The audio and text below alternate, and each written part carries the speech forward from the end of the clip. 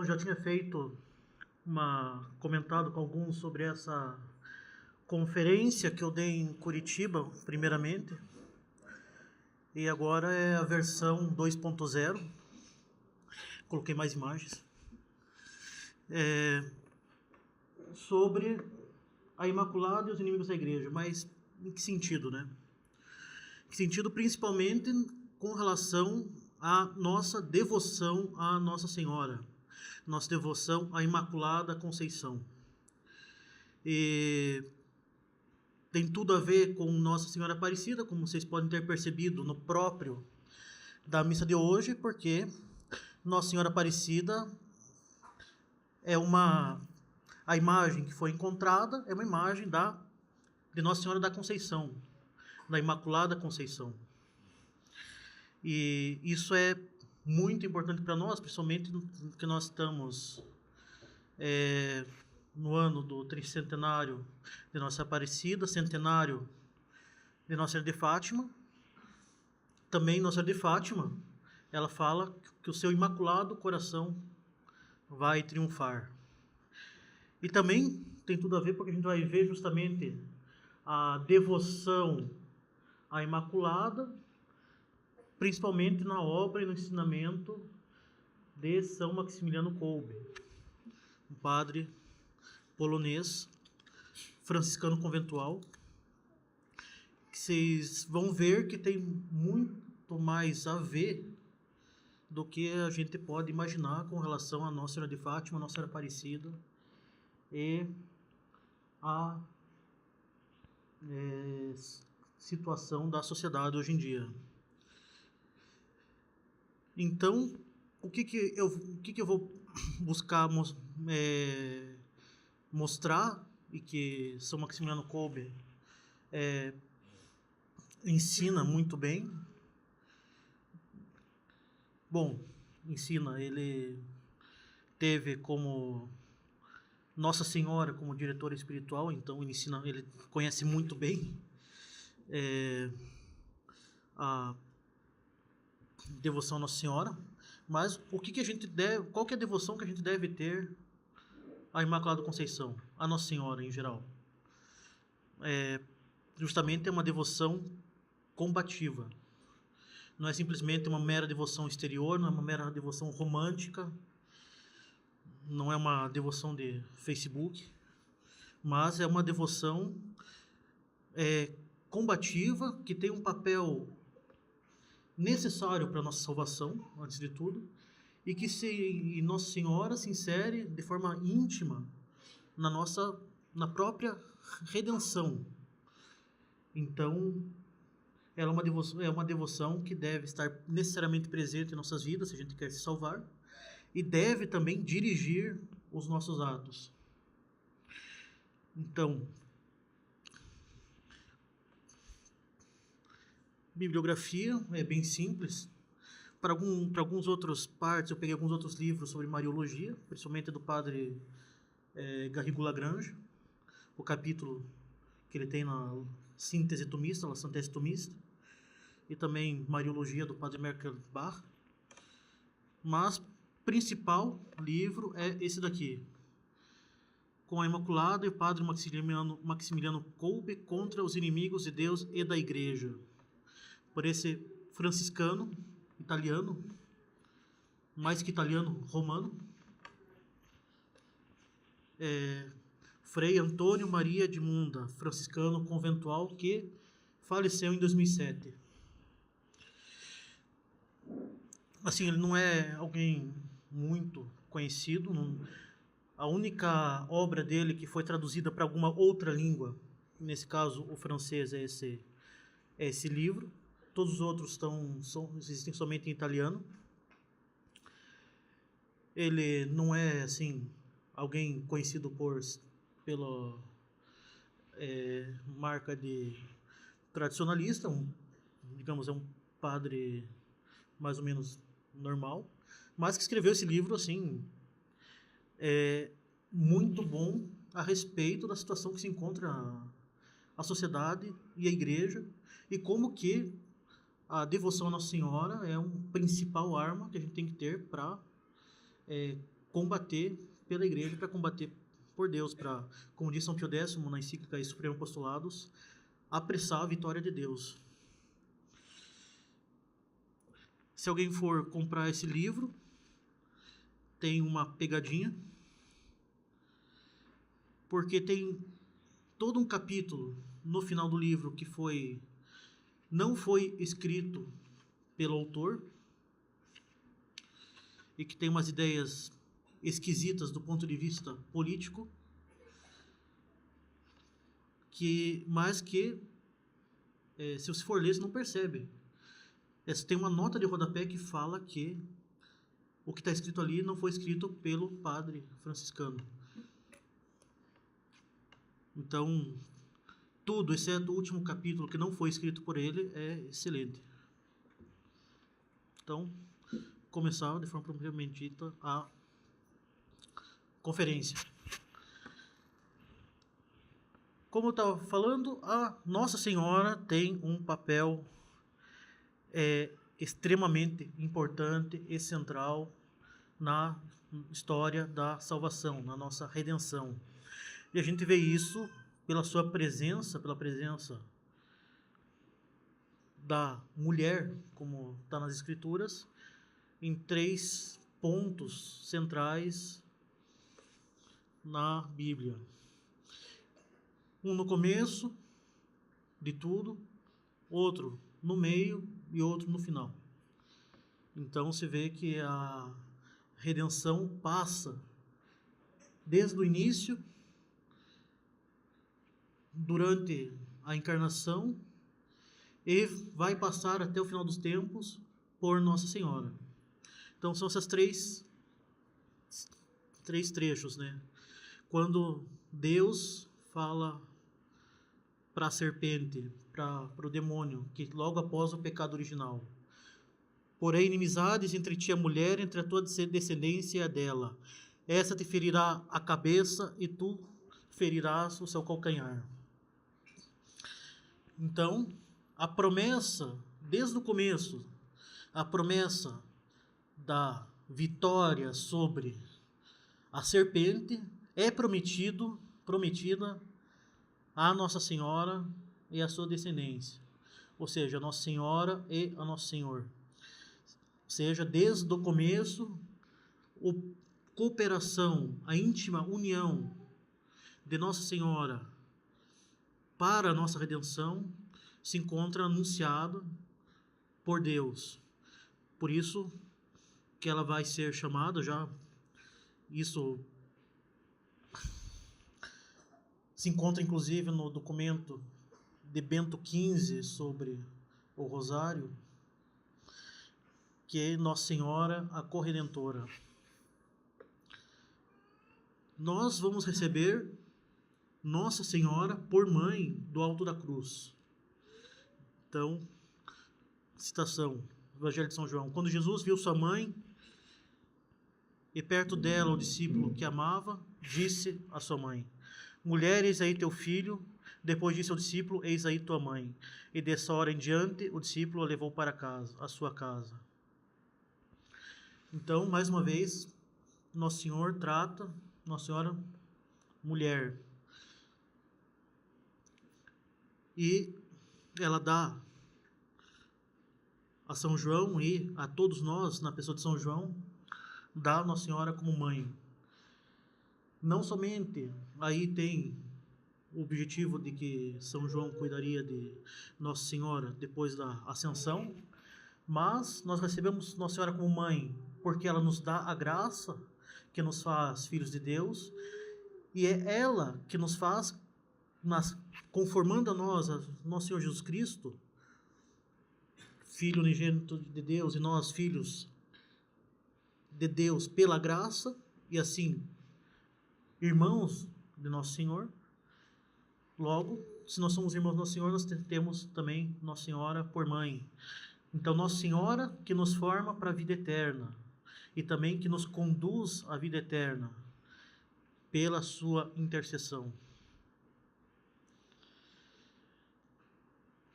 Também, eu não coloquei aqui, Nosso Senhor também no início de sua vida pública, é pela intercessão de Nossa Senhora que ele faz o seu primeiro milagre nas bodas de Caná. E também nesse momento ele trata Nossa Senhora de mulher. E no fim dos tempos, nós temos aí a São João, o Apocalipse de São João, que fala: apareceu em seguida um grande sinal no céu, uma mulher revestida de sol, a lua debaixo dos seus pés e na cabeça uma coroa de 12 estrelas. Estava grávida e gritava de dor e sentindo as angústias de dar à luz. Depois apareceu outro sinal no céu, um grande dragão vermelho com 7 cabeças e 10 chifres, nas cabeças 7 coroas. Varria com sua cauda 1/3 parte das estrelas do céu e as atirou à terra. E daí aí referência a revolta de Lúcifer, que fez com que 1/3 dos anjos fossem condenados ao inferno. Então esse dragão é o demônio, é a serpente. E essa mulher revestida de sol é Nossa Senhora, revestida da graça, plena de graça, revestida de sol. Ou seja, também o sol faz referência também a Nosso Senhor, sol da justiça, ou seja, conformada plenamente pela graça a Nosso Senhor. E a lua debaixo dos seus pés, ou seja, a lua representa o pecado, ela vence o pecado. E uma coroa de 12 estrelas, porque pela sua maternidade divina, pela sua plenitude da graça, ela é colocada como rainha dos céus e da terra. Há quem diga que esse trecho estava grávida e gritava de dores, faz com que esse trecho não se referisse a Nossa Senhora, porque Nossa Senhora, como não foi preservada do pecado original, não poderia sofrer as dores do parto, que é uma pena que foi colocada por Deus às mulheres por causa do pecado original. Mas aqui nós temos justamente uma interpretação, uma referência à mística Nossa Senhora.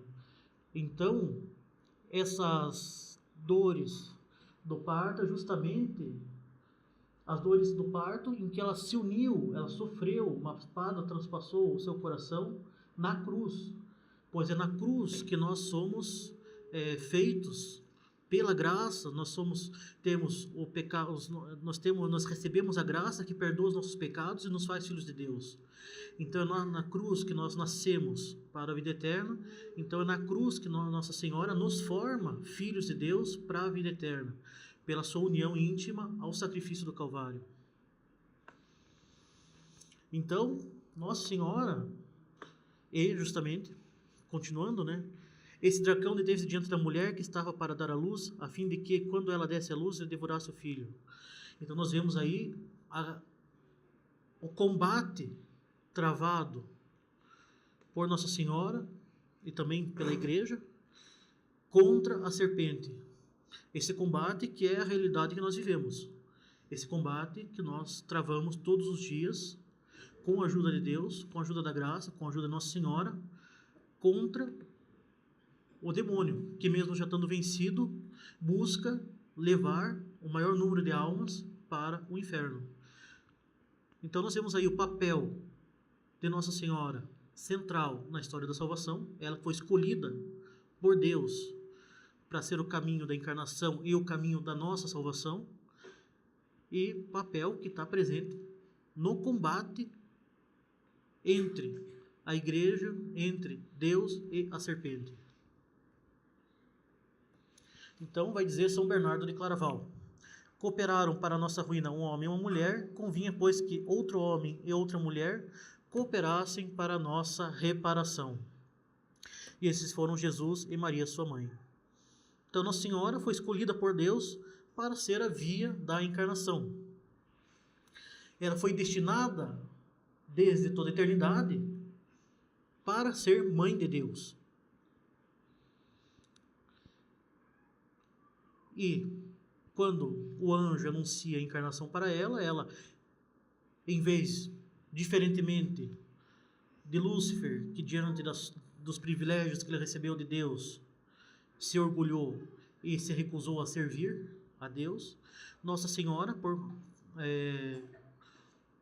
no entanto, da sua parte, ela reconhece que todo esse privilégio, enorme privilégio que ela recebe de Deus, vem de Deus e não dela. Deus é fonte de todas as graças que ela recebeu. Então ela se humilha diante de Deus, ela reconhece sua pequenez diante de Deus e se entrega a Deus para cooperar inteiramente para a obra da redenção. Então ela está unida a Deus pela graça e a sua vontade também está inteiramente e perfeitamente unida a Deus. Então, antes de tudo, Nossa Senhora foi destinada a ser mãe de Deus. Justamente a gente festejou ontem a maternidade divina. E todos os privilégios, todos os demais privilégios de Nossa Senhora decorrem de sua maternidade divina. Pelo menos é isso que ensina São Tomás.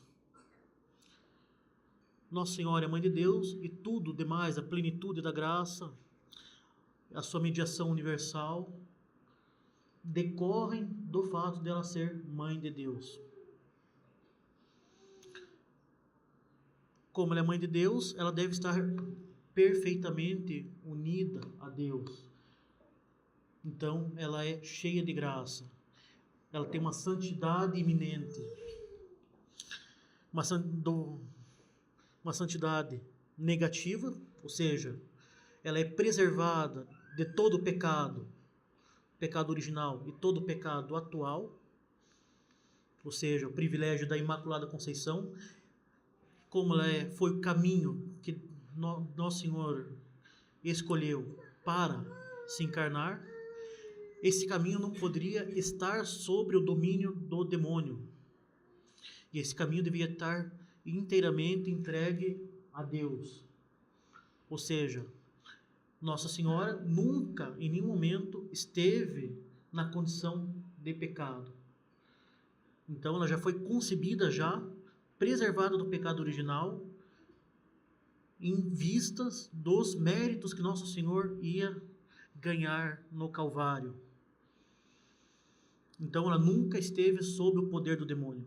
E isso é muito importante. E não somente ela nunca esteve sob o poder do demônio, mas ela esteve sempre cheia da graça. Ou seja, unida perfeitamente à vida divina. É essa santidade positiva. Como ela era a mãe de Deus, ela é a criatura mais amada por Deus.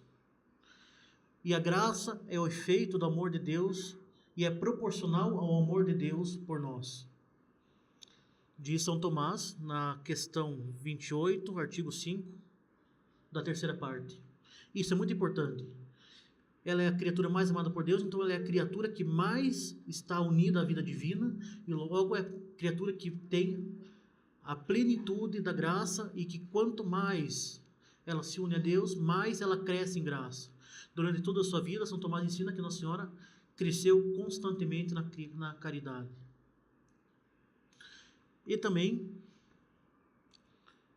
como ela é o caminho que nos dá a salvação, que nos dá a graça, é ela que está a criatura mais unida a Deus e que nos dá Nosso Senhor Jesus Cristo, Deus encarnado. Ela é a mediadora universal entre Deus e os homens, que nos dá a graça. Então, ela é mediadora, cooperando no sacrifício pela satisfação e pelo mérito, ou seja, ela oferece seu Filho por nós. Então, nos pés da cruz, Nossa Senhora, pela sua caridade eminente, ela, para nossa salvação, oferece o seu Filho. de forma que ela coopera de forma íntima ao sacrifício da cruz, de forma que ela obtém por nós tudo aquilo que Cristo mereceu pela justiça para a nossa salvação. Nossa Senhora nos merece de forma indireta pelos méritos de Cristo, pela sua caridade unida perfeitamente aos méritos de Cristo. Então esta aqui é a frase de Condinho e de Combro, de justiça e de justiça, de conveniência. Então, de uma certa forma de justiça, Nosso Senhor oferece o sacrifício perfeito, nos merece em justiça a nossa salvação, e Nossa Senhora, de uma certa forma, unida perfeitamente a Cristo, ela nos merece de forma adequada, de uma forma imperfeita, evidentemente, mas por uma caridade eminente, a salvação. Tudo o que Cristo mereceu de condigno, Nossa Senhora nos mereceu de congruo. Essa é a mediação descendente, ou seja, desce.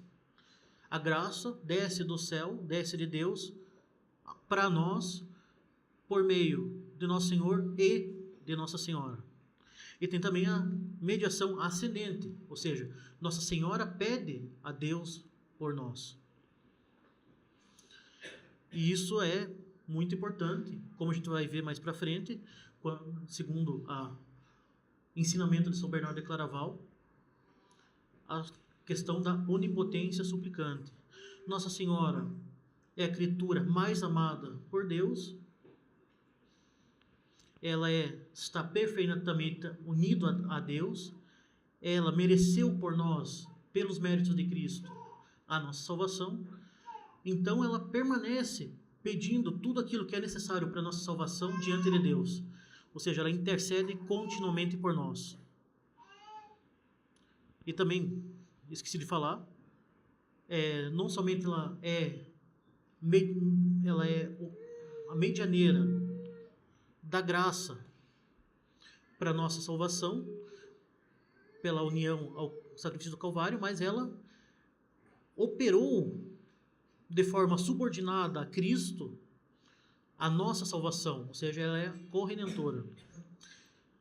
Tem aqui uma citação do padre Garrigou Lagrange, que eu acho tirada do livro dele, A Síntese Tomista, que eu acho que explica bem essa cooperação de Nossa Senhora para a nossa redenção. Então, ele fala: Maria certamente não é a causa principal e efetiva da redenção.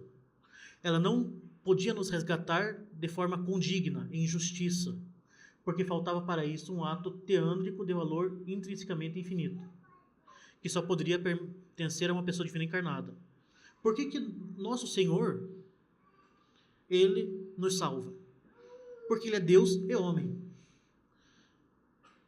Ele pode se sacrificar por nós, porque Ele é homem, e Ele pode ganhar para nós esse mérito, essa satisfação, porque Ele é homem. E esse mérito que Ele obtém pelo seu sacrifício, ele tem um valor que ele pode reparar a ofensa feita a Deus, uma ofensa infinita. Por quê? Porque Ele é Deus. Ou seja, é um ato teândrico. Theos, Deus, andros, homem. Então, ato de um homem, Deus, ato teândrico, que tem um valor em si mesmo que é infinito. Por isso que Nosso Senhor Jesus Cristo pode nos salvar. Em justiça. Mas Maria é realmente causa secundária, subordinada a Cristo e dispositiva de nossa redenção. Então, não é a causa principal, é a causa secundária, subordinada aos méritos de Cristo,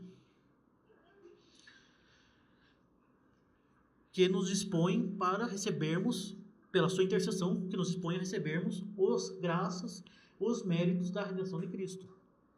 disse subordinada a Cristo, não só no sentido de que é inferior, mas também porque concorre à nossa salvação por uma graça proveniente dos méritos de Cristo.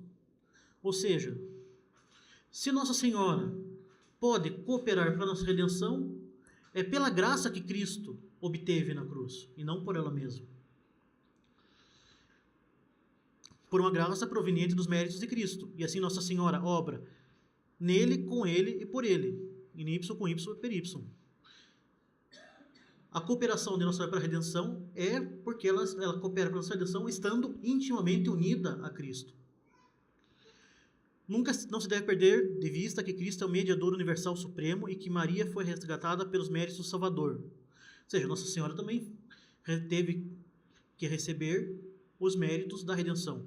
Mas não por uma redenção libertadora, porque ela nunca esteve em pecado, mas por uma redenção que preservou ela do pecado. Posto que foi preservada do pecado original e logo de toda falta pelos méritos futuros do Salvador de todos os homens. Então, por esse papel essencial, esse papel eminente na obra da nossa salvação,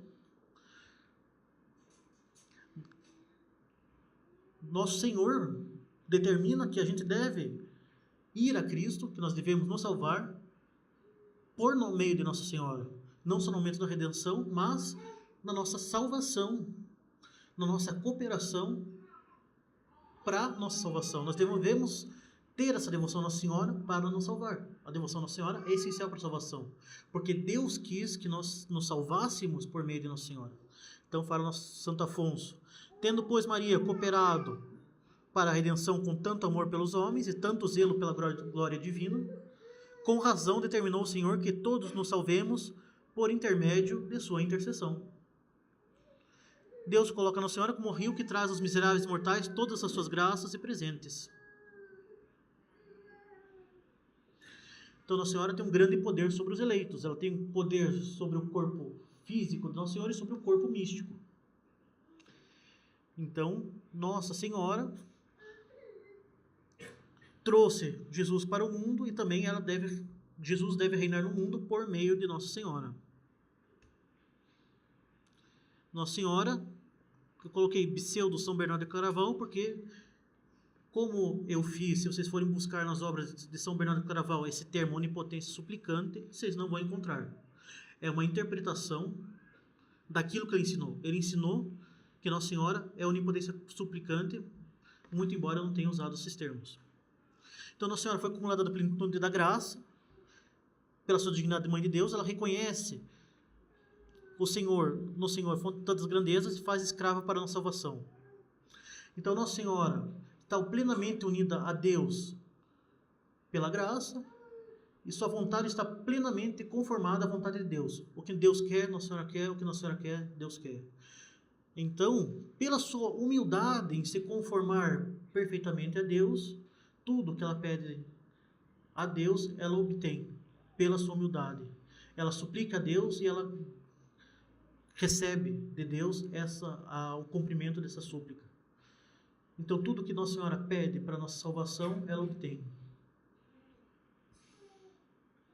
E daí está a importância da devoção a Nossa Senhora. O Papa Pio VII fala: as preces dos demais bem-aventurados se apoiam unicamente na benignidade divina, as de Maria em um certo maternal direito. Por isso, acercando-se ao trono de seu Filho divino, pede como advogada, ora como serva e impera como mãe. Então, nós não podemos chegar a Deus senão por meio de Nossa Senhora, porque Deus estabeleceu assim e porque Nossa Senhora está intimamente unida a seu divino Filho. Como diz Santo Afonso: quem quer o fruto deve também querer a árvore. Quem, pois, quer a Jesus deve procurar Maria. E quem acha Maria, certamente acha Jesus. Então, Maria é o meio que Deus quis para a nossa redenção.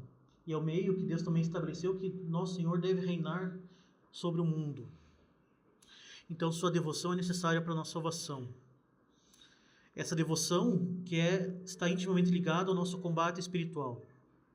Então, essa devoção é a principal arma que nós temos para vencer o demônio, como já foi prometido no Gênesis. É Nossa Senhora que vai esmagar a cabeça do demônio. Por isso diz São João Damasceno: ser vosso devoto, ó Maria Santíssima, é uma arma de salvação que Deus dá àqueles que quer salvar. Então, Nossa Senhora constitui com seu divino Filho na Eucaristia uma das duas colunas que sustentam o Papa na sua missão de guiar a Igreja conforme a visão de São João Bosco. A Igreja permanece amarrada a duas colunas, a coluna da Eucaristia e a coluna de Nossa Senhora. Não é por acaso. Todos os inimigos atacam a barca da Igreja, que se mantém todavia firme, sendo amarrada a coluna de Nossa Senhora e da Eucaristia. Então, uma devoção necessária e uma devoção combativa. Quem não tem devoção a Nossa Senhora não vai se salvar. E quem não combate na sua vida espiritual não tem a devoção a Nossa Senhora. Então, a devoção combativa é diferente da falsa devoção, daí um termo que o padre Renato cunhou, dos católicos ursinhos carinhosos de hoje em dia. Aqueles católicos que acham que basta você dar as mãos, cantar qualquer música aí pacifista, We Are the World, imagem de John Lennon, e cair um monte de coraçãozinho e nós estamos todos felizes, vamos ser amiguinhos juntos. Não. É diferente dessa falsa devoção romântica, sentimentalista, pacifista. Nós temos, assim, São Luís de Montfort descreve várias falsas devoções. E a gente vê que muita gente hoje em dia tem uma falsa noção do que é devoção a Nossa Senhora. Não é uma devoção romântica baseada nos sentimentos, sentimentalismo, não baseada em achar bonitinho. Não é uma devoção superficial, baseada simplesmente em imagens, em simplesmente você parecer devoto, mas não agir conforme essa devoção. Também que seria hipocrisia, né? Não é uma devoção hipócrita, em que você se mostra um grande devoto, mas não age conforme. Também não é uma devoção interesseira, em que você recorre a Nossa Senhora somente quando precisa. Não é uma devoção presunçosa, em que se recorre a Nossa Senhora e porque acha que é devoto, está automaticamente salvo. Também é uma devoção meramente exterior, em que simplesmente, baseado em alguns atos de devoção, pronto, sou devoto a Nossa Senhora. Não, a devoção a Nossa Senhora exige a conformidade de nossos atos, exige a nossa conformidade às virtudes de Nossa Senhora. Ser devoto a Nossa Senhora é buscar criar em nós as virtudes de Nosso Senhor Jesus Cristo por meio de Nossa Senhora, que é a criatura que perfeitamente se uniu a Nosso Senhor. E aí que eu coloco WhatsApp, Facebook. Justamente esses meios essas redes sociais fazem com que nos impelem a criar uma imagem nossa que não corresponde perfeitamente à realidade. Vocês vejam que todo mundo aparece sorrindo, feliz da vida no Facebook. Como se nós vivêssemos num mundo perfeito, que não existe nenhuma mazela. Também essa questão de criar uma imagem faz com que as pessoas às vezes tentem mostrar uma devoção. Muitas vezes, às vezes a pessoa até tem uma boa vontade, mas também faz com que essas redes sociais se impelem uma devoção muito romântica, muito sentimental, como toda a internet, como todo o ambiente hoje em dia, e baseada principalmente em imagens. Então, um exemplo meio piada, né? Isso daqui por exemplo, simplesmente ficar compartilhando imagens que fazem, que brilham e caem coraçõezinhos e florzinhas, não necessariamente faz uma pessoa devota de Nossa Senhora.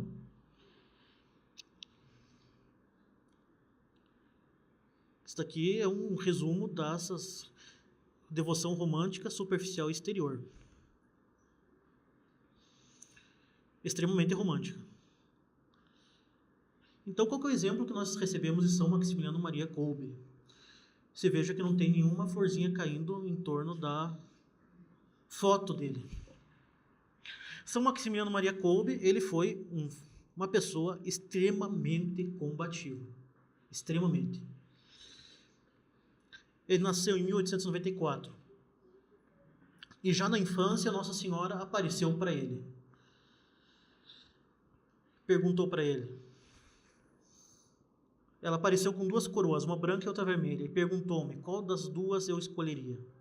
A branca significava que eu deveria preservar a pureza, e a vermelha que me tornaria mártir. Escolhi as duas. A partir de então, profunda mudança operou-se em minha vida. Seja uma grande generosidade, uma grandeza de espírito enorme. Ele entrou para o seminário e foi estudar em Roma. E aqui, ó, olha o ano, 1917, um ano extremamente importante. Ano da Revolução Russa, ano das aparições de Fátima. E na Europa, a celebração dos 200 anos da maçonaria, fundada oficialmente em Londres, em 1717. Então, os carbonários, os maçons italianos, desfilavam em Roma, empunhando bandeiras negras com a figura de Satanás, em atitude de esmagar São Miguel Arcanjo. Então, Nossa Senhora apareceu para São Maximiliano Kolbe, e então ele decidiu fundar a Milícia da Imaculada, ou seja, uma espécie de confraria de clérigos, que ele fundou com 6 condiscípulos, que buscava converter pecadores, hereges e cismáticos, particularmente franco-maçons, e trazer todos os homens ao amor de Maria Imaculada, e assim fazer que Cristo reine em todo o mundo através da Imaculada. Em 1918 ele foi ordenado, e no ano seguinte, com a bênção do Papa Bento XV, ele voltou para a Polônia para lá espalhar a Milícia da Imaculada. Em 1922 ele começou a publicar a revista Cavaleiro da Imaculada, que tinha como objetivo iluminar a verdade e mostrar o verdadeiro caminho para a felicidade, que é Nosso Senhor Jesus Cristo, por meio da devoção da Maria Imaculada. E em seguida, esse daqui é a imagem da revista na época, se vejam em japonês e em polonês, porque ele partiu para o Japão para fundar a Milícia da Imaculada e a Cidade da Imaculada. Em 27 ele constrói a primeira Cidade da Imaculada. O que era isso? Era uma verdadeira, uma estrutura enorme que juntava religiosos e irmãos conversos, leigos que queriam se consagrar ao apostolado, que tinha como principal trabalho a boa imprensa. A boa imprensa, seja, estudar e produzir revistas que seriam traduzidas em diversas línguas para combater toda essa estrutura de má formação, de formação para o pecado do mundo, da mídia maçônica, principalmente. E formar também religiosos capazes de fazer apostolado com os protestantes, com os comunistas e com os maçons. Isso daí foi uma obra enorme, mas realmente enorme, de forma que em um ano eles passavam de uma tiragem de 5.000 exemplares, em 27 eles passaram de 5.000 exemplares para 750.000 exemplares da revista. com uma das melhores estruturas de imprensa da Polônia. Então, aqui algumas fotos da época, ou seja, vocês vejam toda uma estrutura de imprensa e também de estudo numa verdadeira cidade, uma estrutura enorme, que tinha um monte de gente, que recebia, e que tinha mercado, que tinha farmácia, que tinha posto médico e também corpo de bombeiros. E também uma estrutura de logística enorme para espalhar as revistas, né? Aqui os freis do corpo de bombeiros. Era um negócio assim, realmente enorme.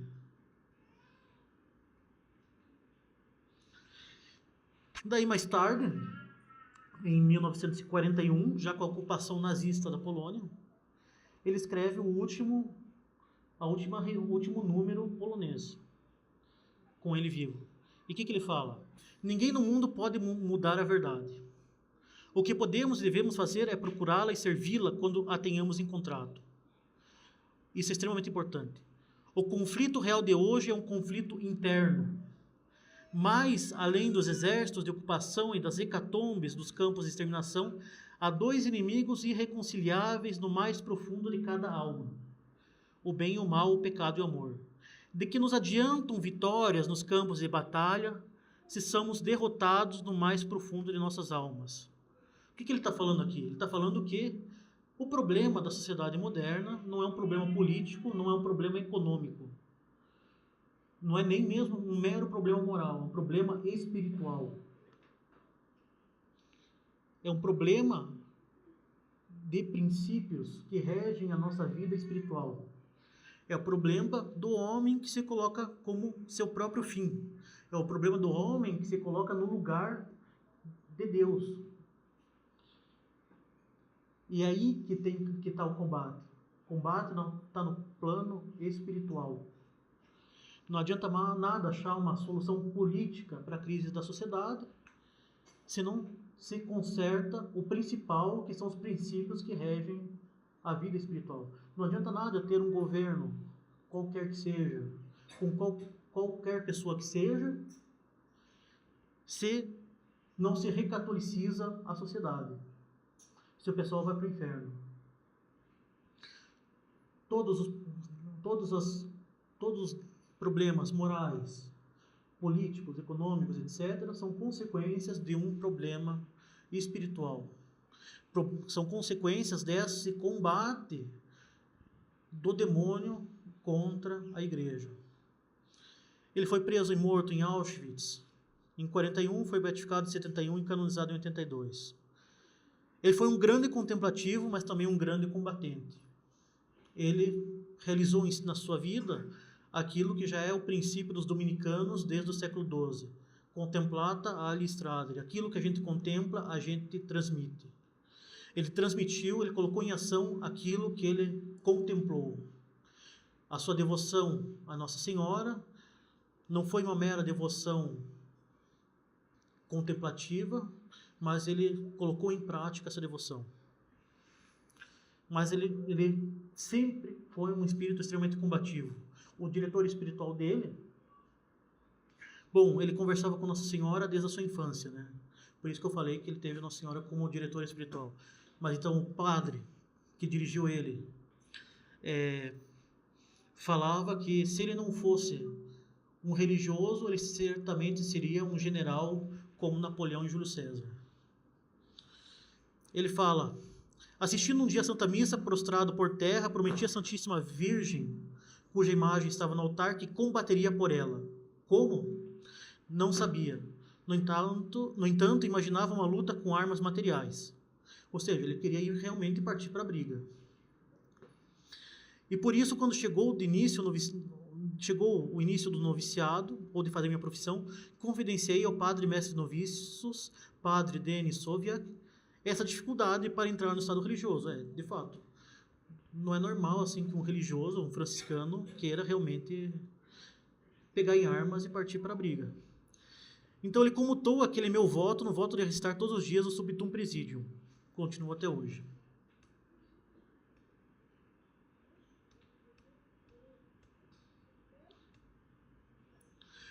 Então esse combate, esse espírito combativo dele foi impulsionado por um amor que ele chama de um amor louco, como que obcecado pela Imaculada. Não é irracional, mas é justamente uma ideia fixa que ele tem. Ele fala, temos uma ideia fixa, por assim dizer, voluntária e bem-amada, a Imaculada.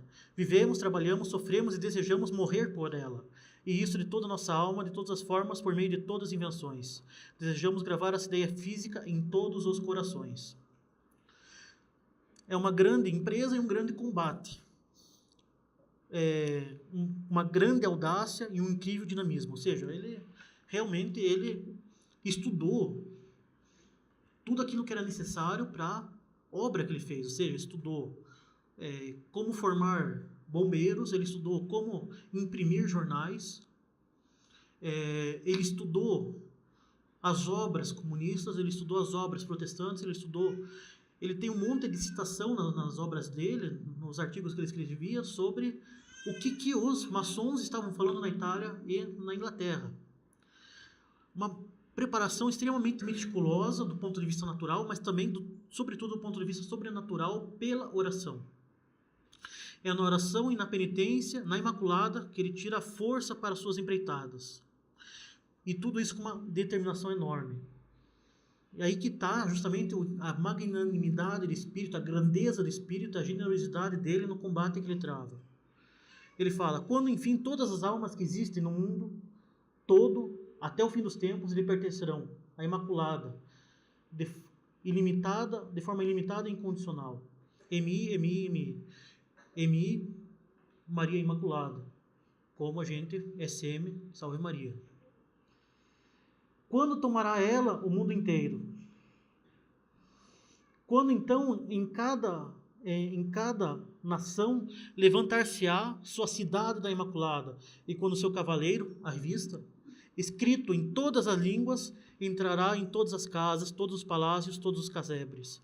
Quando sua medalha milagrosa, será portada em todos os peitos, e quando todo o coração que bate na face da terra palpitará por ela. E não há melhor meio de apressar esse bendito instante, ou seja, apressar, porque Nossa Senhora já venceu o demônio, esse instante da conquista do mundo inteiro imaculada, senão que cada um de nós se engaje cada dia mais a aprofundar em si mesmo sua consagração imaculada. Com efeito, quanto mais perfeitamente nós lhe pertencermos, mais livremente poderá ela nos dirigir. Não podemos imaginar uma ação mais eficaz que essa. Face aos ataques tão ferozes dos inimigos da Igreja de Deus, é-nos permitido permanecer ociosos? Podemos nos contentar de lamentações e lágrimas? De forma alguma. Sobre cada um de nós pesa o sacrossanto dever de correr para as trincheiras e repelir os ataques dos inimigos com nossos próprios peitos. E aqui, grande caridade dele, por amor dos maus, persigamos com todas as energias que tivermos todas as suas iniciativas aceleradas. Dirijamos esses corações à Imaculada pela oração e pelo sacrifício. Sujeitemos suas almas a ela por meio de nosso engajamento pessoal, e elas serão infinitamente gratas a nós desde essa terra. Experimentei o mesmo mais de uma vez, todo aquele que tornar feliz uma dessas almas terá seu vivo reconhecimento. Então, antes de tudo, pela salvação das almas, para converter os pecadores. E como a gente combate? Pela consagração imaculada.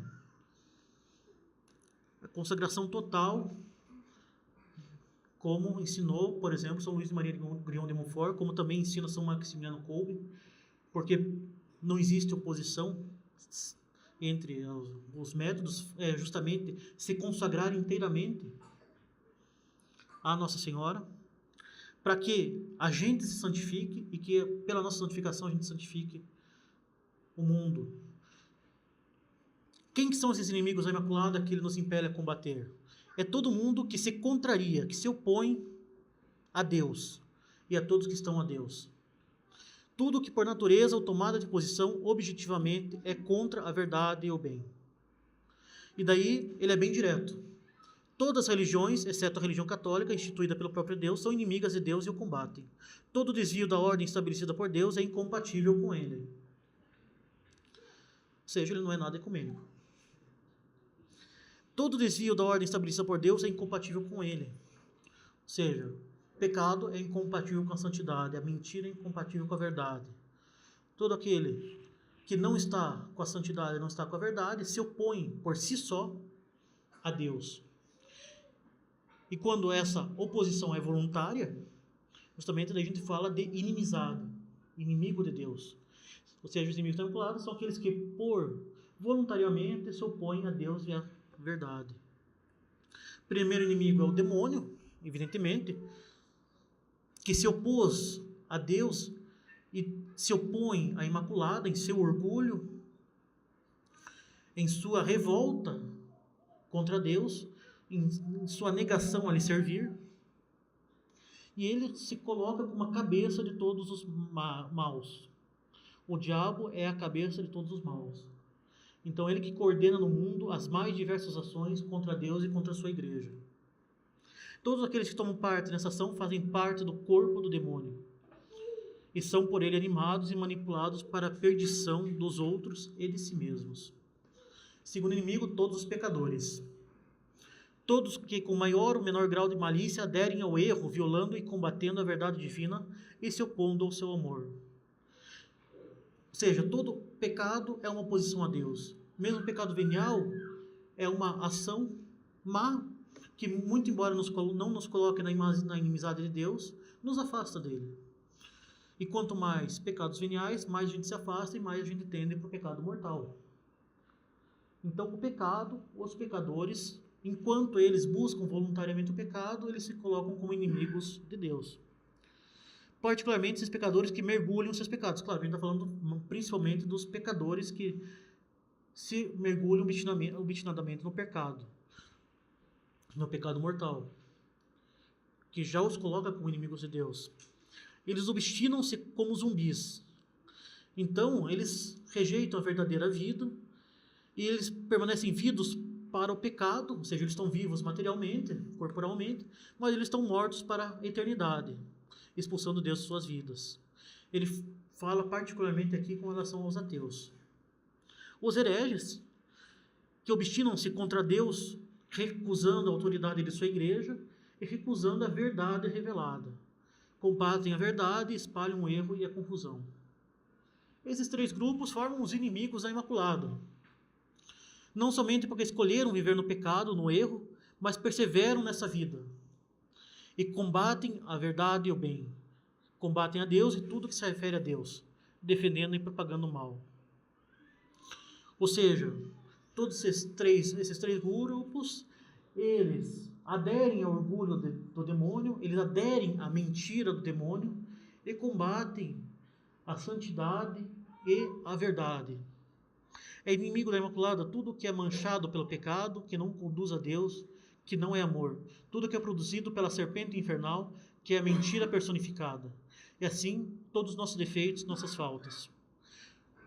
Não necessariamente a gente se coloca como inimigo da Imaculada, mas nossos pecados são inimigos da Imaculada, né? Então, quem são esses inimigos exteriores? A gente falou aqui do pecado, a gente falou do demônio, a gente falou dos pecadores, falou aqui dos hereges. Mas quem que ele está visando? Quem que São Maximiliano visa? Os protestantes, os socialistas e, sobretudo, a maçonaria. Os protestantes que destroem a redenção e a autoridade magisterial. Eles destroem a redenção porque eles negam que a graça não possa nos fazer inimigos de Deus.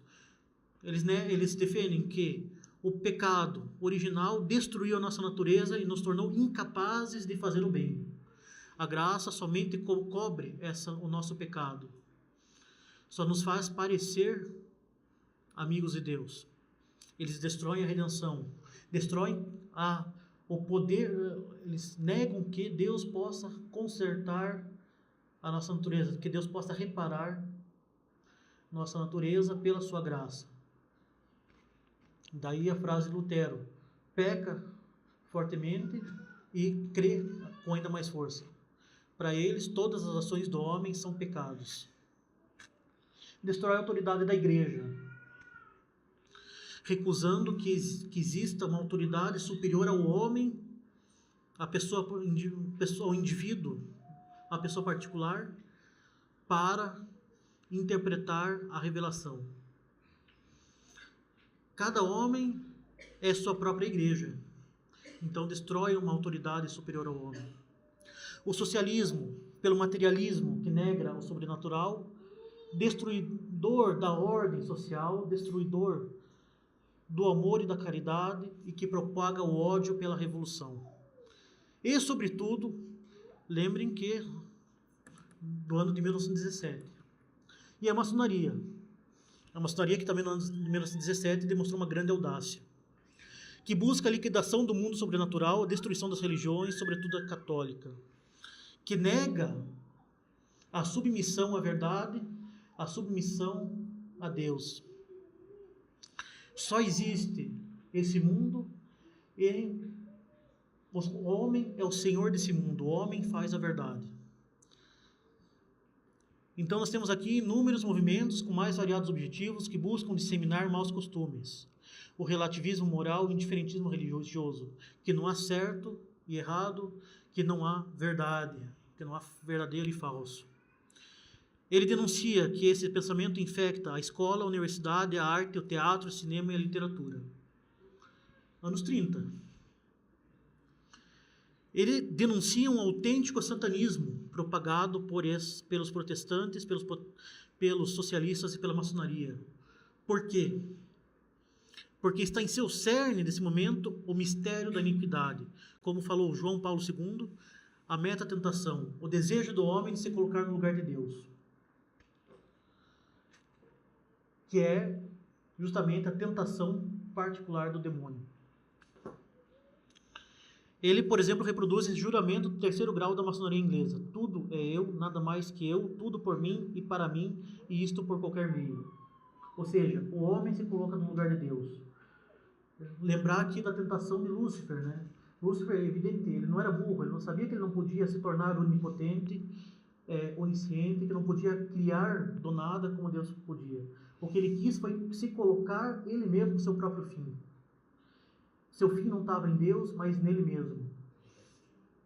Ele que determina o que ele deve ou não deve fazer. O conhecimento do bom e do mal. O homem que determina o que é verdadeiro. O homem que determina o que é natural. O homem que determina o que é homem. Aí só abre espaço para toda espécie de coisa, como por exemplo a ideologia do gênero. O homem se constrói. Qual que é o corpo da serpente infernal? Lembrar que o inferno funciona. Não é uma sociedade porque não busca o bem comum. No entanto, o que cada indivíduo no inferno busca, cada demônio busca, é o seu bem particular. Só que esse bem particular é o mesmo para todo mundo. O que todo mundo busca é a destruição da igreja. É a revolta contra Deus. Embora não exista um bem comum procurado por todos os demônios, o inferno funciona, porque por meio não da cooperação, nem da coordenação de ações, mas por meio da dominação dos mais fracos pelos demônios mais fortes, e por meio da busca de cada um de combater a igreja e perder as almas, eles até que funcionam.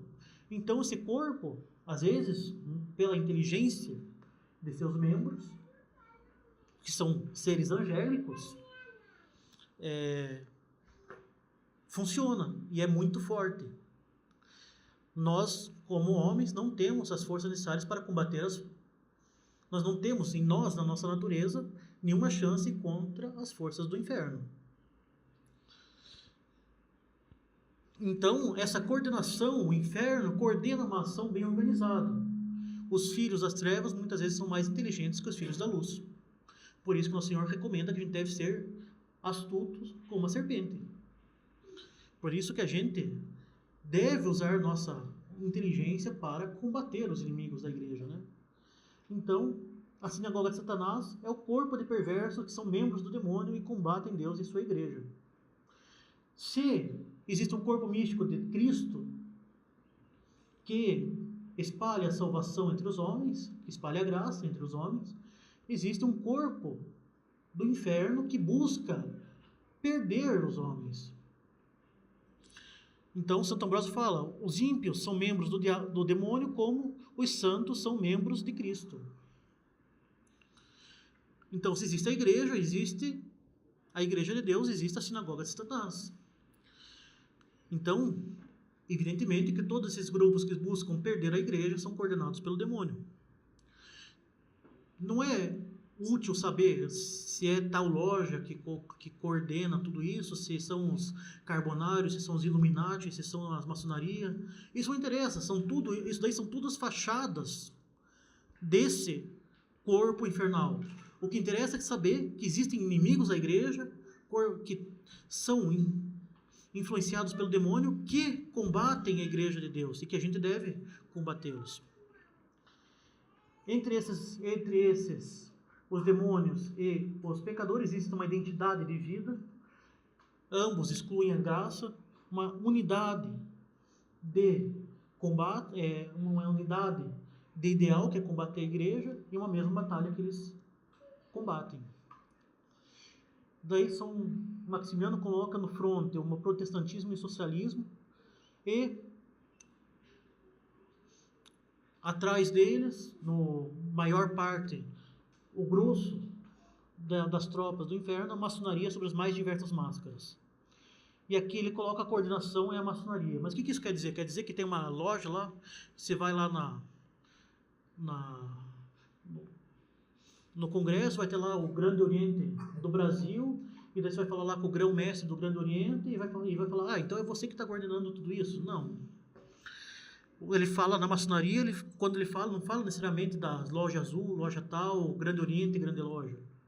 Ele está falando de um grupo que professa explicitamente essa mentalidade demoníaca, essa mentalidade de colocar o homem acima de tudo. Então a gente está falando aqui de um termo largo e não num termo estrito, né? E ele coloca que existem tropas leves no fronte, né? Para abrir brechas e enganar o inimigo.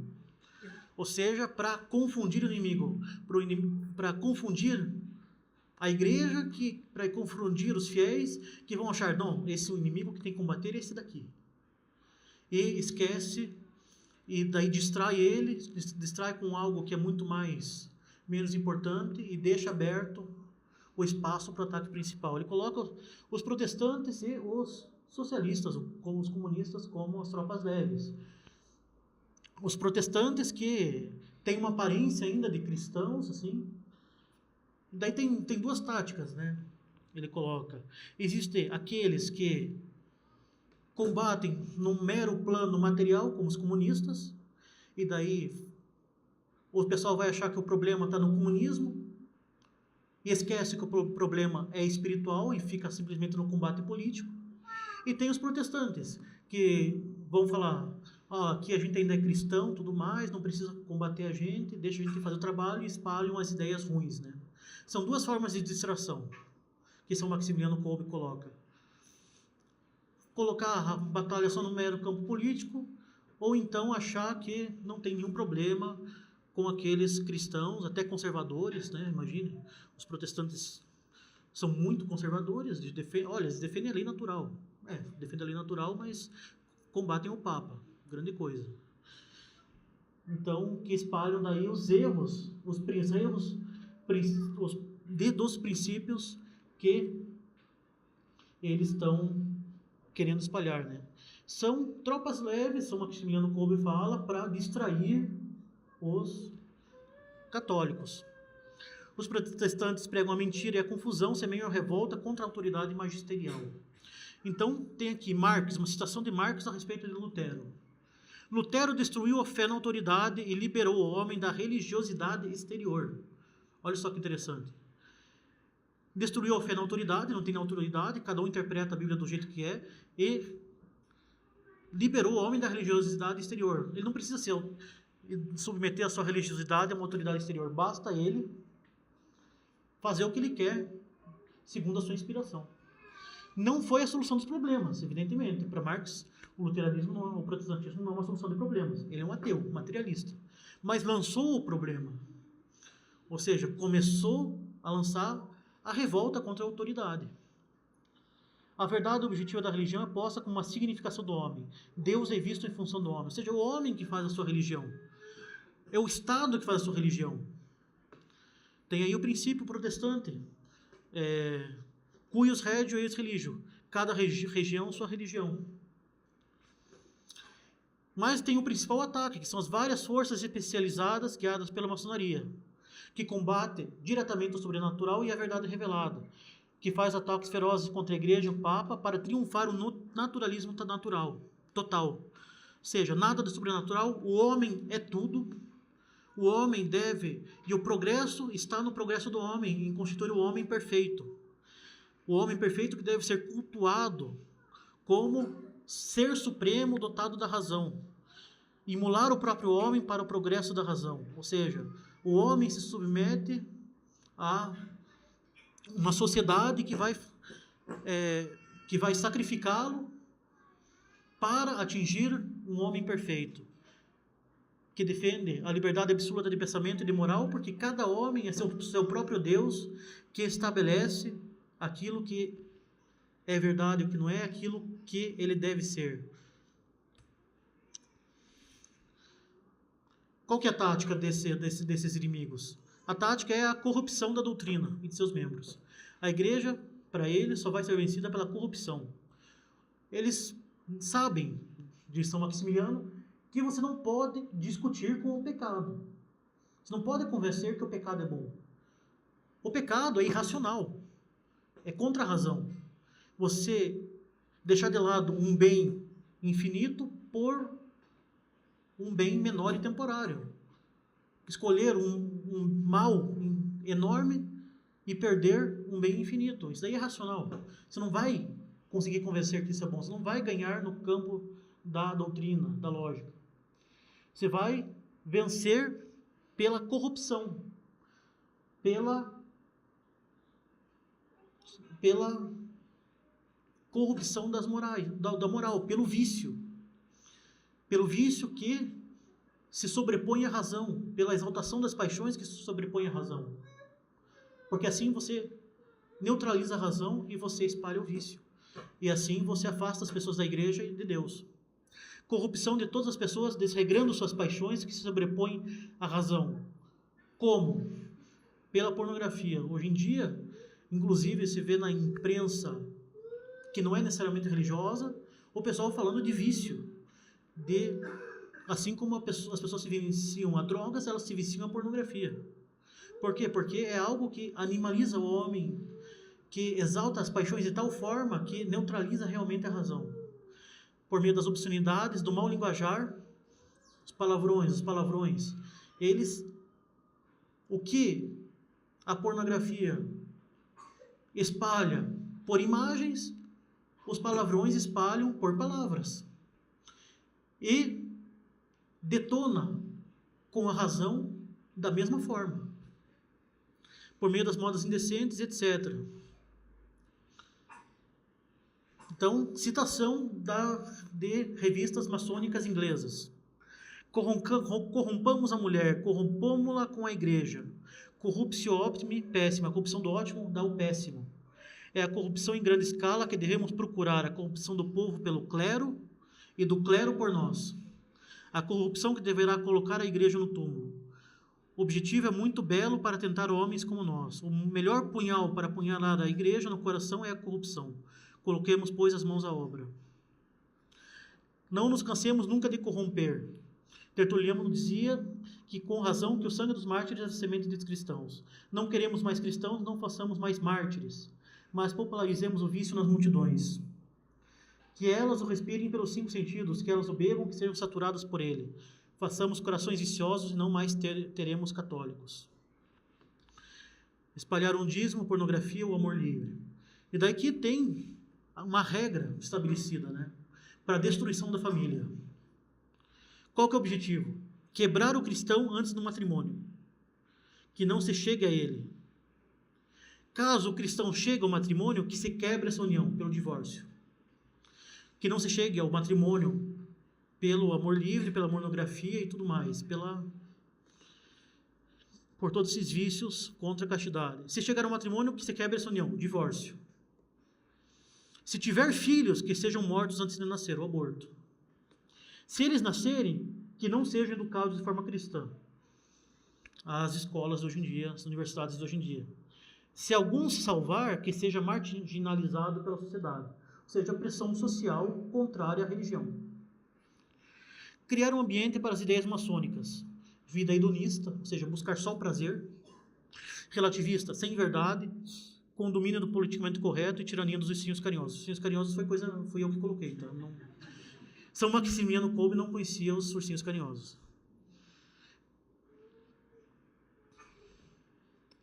Então, favorizar as pessoas que façam essas coisas, colocá-las no comando dos estados, das sociedades, demolir o adversário pela calúnia, violência e injustiça. Ou seja, se você é a favor da verdade, você é um intolerante, um fascista, um opressor.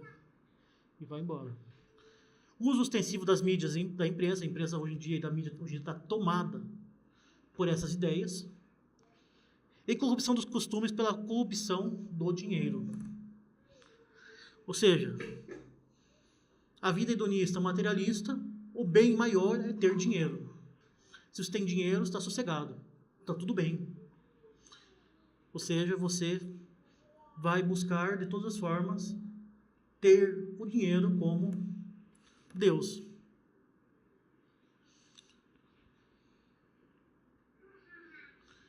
Então, essa é a tática do inferno. São essas ideias e esses grupos que temos que combater. Como que a Imaculada, a gente pode vencer com a Imaculada? Pela preparação intelectual e moral. Ou seja, conhecer a verdade e viver de acordo com a verdade. Ou seja, tem um princípio tomista muito simples. Agere sequitur esse. O agir segue o ser. Você só pode fazer uma conta de matemática se você tem em si o conhecimento de matemática. Você só vai poder transmitir a santidade se você vive de forma santa. Então, você tem que conhecer e tem que agir de acordo com aquilo que você conhece. E a preparação espiritual, com a humildade, reconhecendo que nós não temos forças para ganhar desse pessoal, reconhecendo a nossa miséria e abandonando total dessa batalha, como instrumento dessa batalha, a Deus por meio da Imaculada. Preparação psicológica, ou seja, bem dispor a vontade e reforçar as convicções para enfrentar uma sociedade perversa. Então, Maximiano Kolbe fala que a gente deve buscar ter um equilíbrio psicológico, ou seja, saber o que a gente quer, querer isso e agir de acordo com isso, fortalecer a vontade. Por quê? Porque é uma batalha difícil. Combater com prudência, ou seja, de acordo com a reta razão, escolhendo os melhores meios para atingir o fim. Ou seja, por exemplo, no meio da dominação comunista, na Polônia, ou nazista, não seria muito prudente você sair na rua com um cartaz abaixo dos nazistas. Não ia ter muito efeito, seria assim, extremamente imprudente. Mas agora, fazer o apostolado com as pessoas de forma discreta e escondido, isso sim, é algo prudente. Com uma grande caridade pelo próximo, ou seja, não ser movido pelo ódio, mas pelo amor. O que isso quer dizer? Você não está combatendo meramente o demônio, mas está combatendo pessoas que são movidas pelo demônio. Para quê? Para a vitória de Deus. E a vitória de Deus está na conversão desse fulano. Então, como diz São Maximiano Kolbe, por amor dos maus. Ou seja, pela salvação deles antes de tudo. E sempre se conformando à vontade de Deus, sem impaciência e recurso a meios mirabolantes, né? Ou seja, seguindo de acordo com muita prudência, sem impaciência, porque a impaciência faz com que a gente haja de forma imprudente, e com os recursos que Deus nos dá, que a igreja nos dá, sem inventar nada. As armas são a oração, a caridade, o trabalho, os sofrimentos e a penitência. A oração, recorrendo à ajuda de Deus, a caridade, por amor de Deus e por amor ao próximo, pelo trabalho, ou seja, colocando as mãos às obras, sem ficar esperando que a solução vai cair do céu. Sim, Deus vai vencer, mas por nosso meio. Ou seja, a gente que vai apressar a vitória de Deus, por meio dos sofrimentos da penitência, ou seja, unindo os nossos sofrimentos à cruz de Cristo. Nos frontes pessoal, da família, meio de trabalho, do mundo. Ou seja, onde a gente está, onde a gente tem que cobrir o nosso dever de Estado. Ou seja, uma estratégia vasta como o mundo, ou seja, ele busca conquistar o mundo inteiro. Concreta, ou seja, não é no mundo das ideias. É otimista, ou seja, por mais que ele mostre uma realidade extremamente catastrófica, ele prega a vitória de Deus e sobrenatural, ou seja, a solução está em Deus e não na política, economia, etc. Então, a Imaculada é a grande arma, porque ela é o triunfo da graça. Ela é a alma mais próxima de Deus, que tem tudo dele. Ela dá todas as graças necessárias para a gente vencer. Essa é uma proximidade de vontade, de coração e de amor, ou seja, é o ser mais próximo de Deus e é o ser que mais influencia o seu coração, porque o que ela quer é o que Deus quer.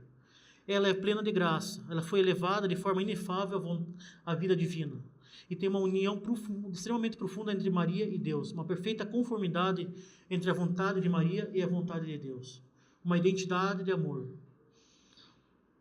A Imaculada é a maior resposta de amor de uma criatura ao amor de Deus, como diz São Maximiliano, a perfeita reação à ação de Deus.